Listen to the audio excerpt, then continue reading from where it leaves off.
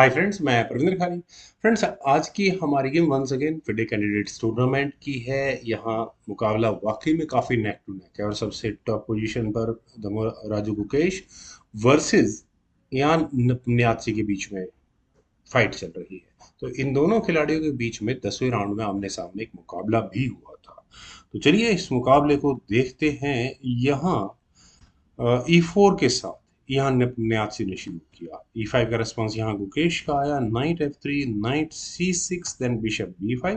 रोय Lopez opening A6, bishop गया A4 square पर, knight at G goes to E7, then हुआ D4। मेरे ख्याल से यहाँ व्हाइट के पास एक अच्छा चांस था कैसल करने का, वो भी एक तरीका है। ई टेक्स D4 होने के बाद हुआ knight takes D4, knight takes D4, then queen takes D4 और उसके बाद ब्लैक ने अपने नाइट को C6 स्क्वायर पर प्लेस करके क्वीन पर अटैक बनाया। तो एक क्वीन गई E3 स्क्वायर पर, देन हुआ बिशप E7, नाइट C3 और इसके बाद यहाँ गुकेश ने किया castle safety first, night D5।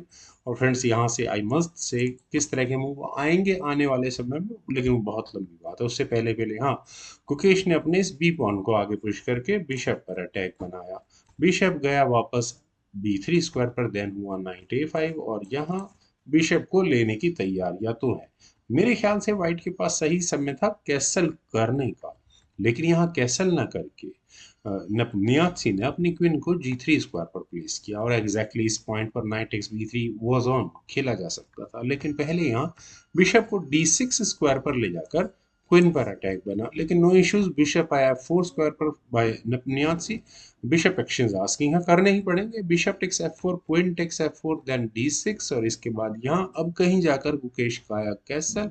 फिर खेला गया बिशप E6 और यहाँ हाँ बिल्कुल बहुत ज़्यादा डिस्टर्बेंस तो नहीं है। रुक eight F goes to D1 यहाँ पहले व्हाइट ने खेला, देन रुक आया E8 स्क्वायर पर, H3 हुआ, देन हुआ H6 तो रुक D3 और यहाँ रुक के D3 स्क्वायर पर आने के बाद रुक कहाँ जाने वाला है ये प्रोग्राम क्लियर है, लेकिन गुकेश का प्रोग्राम भी क्लियर है। उन्होंने अपने सी पोन को आगे पुश करके यहाँ अगले मूव में थ्रेट दी है बिशप और रुक पर अटैक लगाने के। लेकिन नाची ने कहा कि ठीक है, आपको जो करना है वो करो, मैं अपने रुक को लगाऊंगा G3 स्क्वायर पर और यहाँ कुछ टारगेट्स दूंगा और सीधा सीधा H6 पॉन पर अटैक बनाऊंगा। मान लेते हैं कि ब्लैक जस्ट एक्सप्लेनेशन पर्पस के लिए किसी पॉन को आगे पुश करके बिशप को लेने की कोशिश करे तो क्या होगा, क्वीन टेक्स H6 होगा और अगले मूव में यहाँ इसे हम कहेंगे चेकमेट की थ्रेट।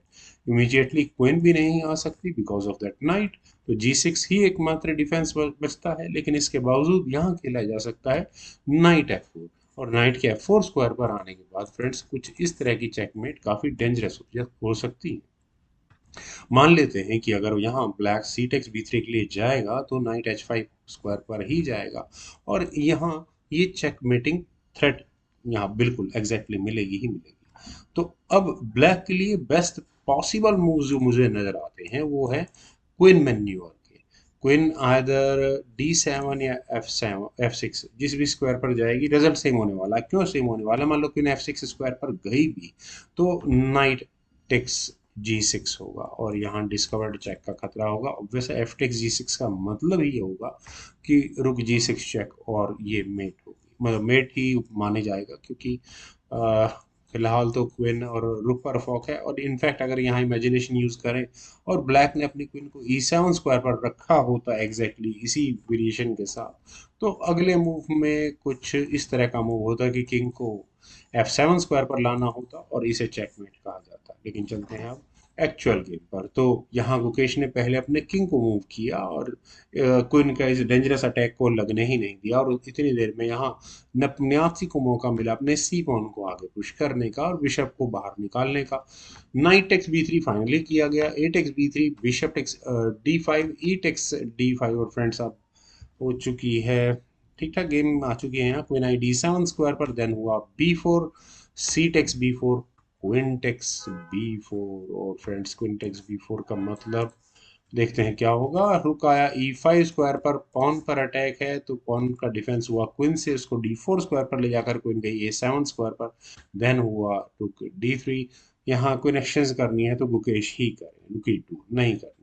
अभी गुकेश ने बनाया है इस B2 पॉन पर अटैक, तो queen takes A7, rook takes A7, then हुआ B4 और फ्रेंड्स B4 होने के बाद चलिए, रुक आया C2 स्क्वायर पर, प्रेशर बनाने की कोशिश है फिलहाल बैकवर्ड चेन पॉन चेन पर, बैकवर्ड पॉन पर इस पूरी पॉन चेन के। तो रुक B6, कोई इशू नहीं है।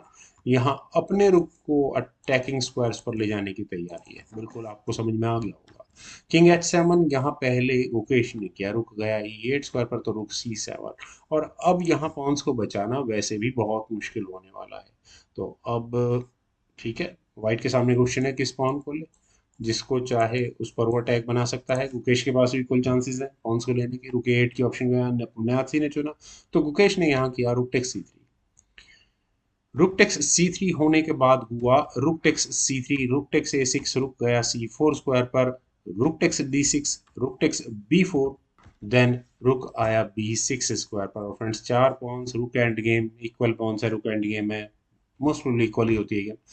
वेल, रुक आया B1 स्क्वायर पर, किंग H2, देन हुआ B4 D6, रुक D1, rook takes B4, rook takes D6। और फ्रेंड्स, मैं बहुत ज़्यादा इसमें एक्साइटमेंट क्या ढूंढूं, क्योंकि यहाँ अब इस गेम में रिजल्ट निकालना ऑलमोस्ट इम्पॉसिबल है। रुक A4 यहाँ गुकेश, सॉरी, नियाजी ने किया, देन हुआ H5, H4, then final move यहाँ गुकेश का था G6। और यहाँ इस मूव के बाद नियाजी ने रिजाइन कर दिया। फ्रेंड्स, रेजिग्नेशन का रीजन, रिजल्ट निकालना वैसे ही बहुत मुश्किल है, गेम ड्रॉ ही होगी।